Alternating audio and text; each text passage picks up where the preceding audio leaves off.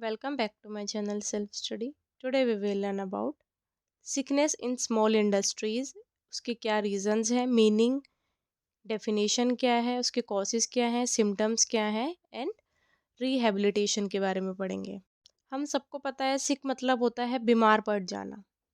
तो इसमें sickness in small industries, sickness in small industries उन इंडस्ट्री को बोला जाता है जो कंपनी बीमार पड़ चुकी है, मतलब जिसमें ज़्यादा लॉस है एंड वो बंद होने वाली है, उन कंपनीज को सिक इंडस्ट्रीज बोला जाता है। And industrial company being a company registered for not less than 5 years which has at the end of financial year accumulated losses equal to or exceeding to its entire worth। Company को 5 साल से कम हुए हैं market में and financial year में उसको loss होता है उसकी नेट वर्थ से इक्वल या फिर उससे ज़्यादा, एंड उसी सेम फाइनेंशियल ईयर में उसको कैश का भी लॉस होता है, तो उसको बोलते हैं सिक industry.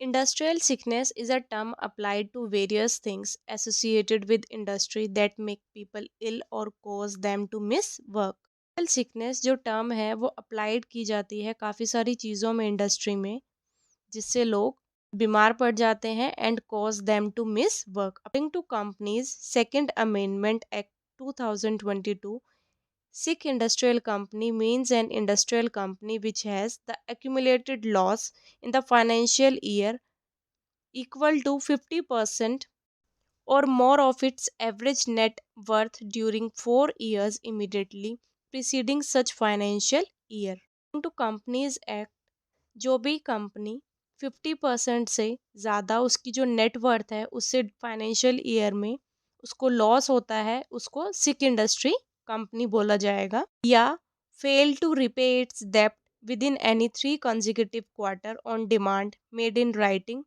For its repayment by creditor और क्रेडिटर्स इन सच कंपनी। या फिर जो अपने डेप्ट और लोन रिपे नहीं कर पाएंगे उनको भी सिक इंडस्ट्रीज में कंसिडर्ड होंगी वो भी। The sick industry companies act of 1985, 1985 में एक सिक इंडस्ट्री एक्ट आया था। उसका क्या मेन मोटिव था? To detect the sick companies को डिटेक्ट करना। अभी तक हमने क्या देखा, सिक कंपनीज कौन सी होती हैं? सिक कंपनीज वो कंपनीज होती हैं जो 5 सालों से भी कम मार्केट में रहती हैं एंड फाइनेंशियल ईयर में उनको लॉस होता है एंड सेम उसी फाइनेंशियल ईयर में उनको कैश का भी लॉस होता है उनकी नेट वर्थ से ज़्यादा। ऐसी कंपनीज को सिक कंपनीज बोला जाता है। अब है कौन कौन से कॉजेज होते हैं सिक कंपनीज के? Causes of sickness in small scale industry, internal causes for sickness. अब इंटरनल कॉजेज देखते हैं पहले कौन कौन से होते हैं।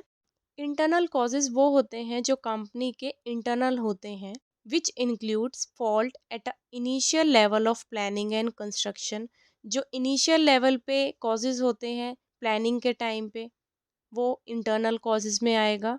Financial constraint, labour and management problem, defective insufficient and old machinery, unskilled labour to work with modern technology, unskilled labour, financial condition company की, management problem, planning. These are the initial causes of internal sickness of a company. अब देखते हैं external causes कौन से होते हैं। External causes are those which are beyond the control of a company.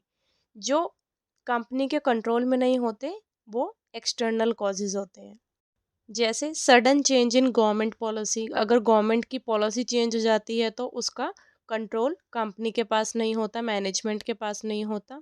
Erratic supply of inputs, non availability of energy resources and raw material, increased competition, अगर competition बढ़ जाएगा मार्केट में एंड रॉ मटेरियल नहीं होगा तो ये external causes में।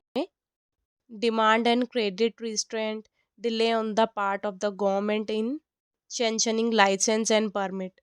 आई hope आपको internal causes and external causes समझ में आ गए। इंटरनल कॉजेज जो कंपनी के हाथ में होती है, कंपनी उनको इम्प्रूव कर सकती है। एक्सटर्नल कॉजेज में कंपनी के ऊपर कंट्रोल नहीं होता, कंपनी चाहकर भी उनको मैनेज नहीं कर पाती या फिर कंट्रोल नहीं कर पाती। अब देखते हैं सिम्टम ऑफ इंडस्ट्रियल सिकनेस। कौन कौन से सिम्टम्स होते हैं?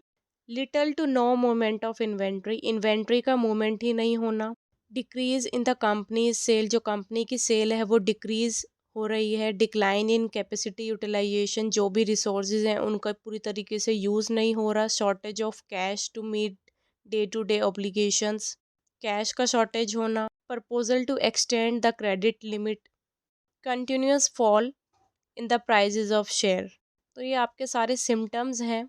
इनमें से 2 या 3 कंपनी सिम्टम फेस कर रही है तो वो सिकनेस इंडस्ट्री में कहलाई जाएगी। नॉन पेमेंट और delay in the payment of dues like taxes, interest, dividend, salaries, delay in the audit of accounts, decline in technology innovation, irregularity in the maintenance of book of accounts, over dependence of external funds and continuous loss। ये आपके सारे symptoms हैं। अगर इसमें से 5 या 6 भी या 2 या 3 भी कंपनी फेस कर रही है तो वो सिक कंपनी कहलाई जाएगी। अब देखते हैं टाइप ऑफ सिक कंपनीज, कौन कौन से टाइप होते हैं। फर्स्ट है बॉर्न सिक।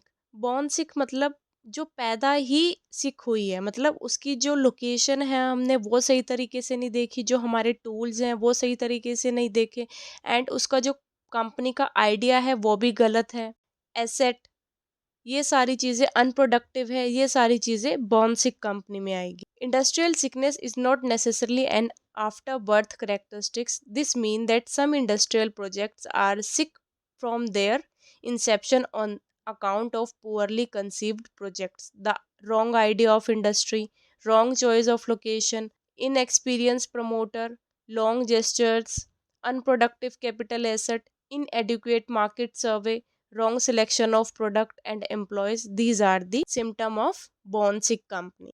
अब second, become sick.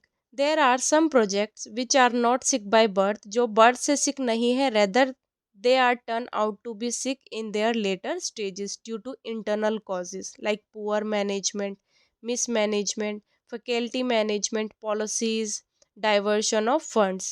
कंपनी सही, इन्होंने लोकेशन वगैरह सब कुछ सही देखा, बट बाद में कंपनी के पुअर मैनेजमेंट के वजह से ये कंपनी सिक हो गई, तो वो हो गया आपका बिकम सिक में।